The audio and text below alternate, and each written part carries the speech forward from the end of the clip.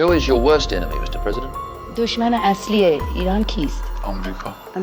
मोडेन पण वाकणार नाही हे ब्रीद वाक्य घेऊन इराण लढतो. तिकडे खेमनेई त्यांचे राष्ट्राध्यक्ष मृत्युमुखी पडले.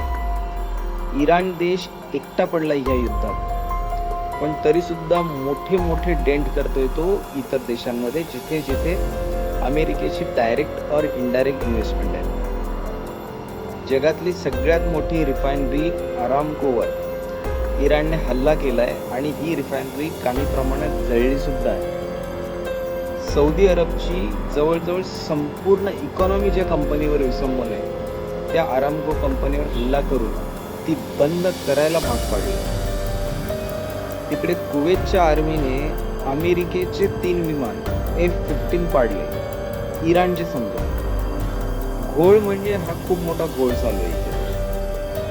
असंच जर चालू राहिलं तर ऑइलचे प्राइसेस वाढत जातील, खूप वाढतील. आधीच AI मुळे मंदी आलेली आहे IT सेक्टरमध्ये आणि त्यात अर्ध जग युद्धामध्ये आहे. पण भारत संजू सॅमसनच्या बॅटिंगची चर्चा करतोय ही एका अर्थाने चांगली गोष्ट आहे. अजून तरी भारताला या युद्धाची डायरेक्ट झळ पडलेली नाही, हे आपलं नशीब.